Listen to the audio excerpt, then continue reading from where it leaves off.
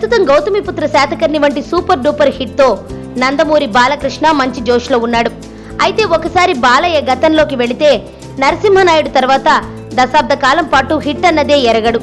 ఆ తర్వాత సింహ రూపంలో బోయపాటి సీను అదిరిపోయే హిట్ ను అందించాడు.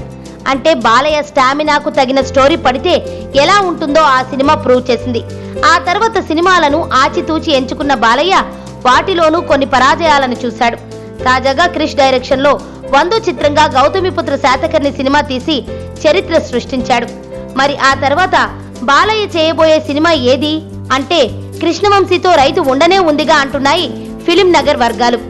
అయితే ఆ సినిమాపై మళ్లీ ఇంతవరకు ఎలాంటి ప్రకటన స్పష్టత మాత్రం రాలేదు. తాజాగా తమిళ డైరెక్టర్ తో సినిమా చేయబోతున్నాడని టాక్.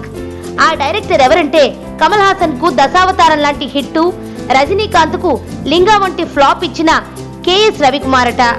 అంతకు ముందు పలు హిట్లను అందించిన కెఎస్ రవికుమార్ ఇటీవల బాలయ్యకు ఓ కథ వినిపించాడట.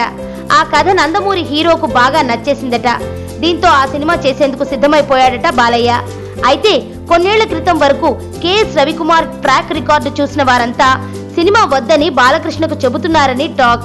రవికుమార్ తో తమిళ స్టార్ హీరోలే సినిమా చేయడానికి ఇష్టపడట్లేదని, అలాంటి స్థితిలో సినిమాకు ఓకే చెప్పొద్దని సూచిస్తున్నారట.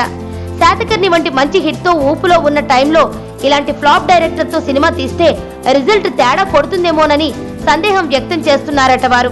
మరి బాలయ్య ఏం డిసైడ్ చేస్తాడో చూడాలి.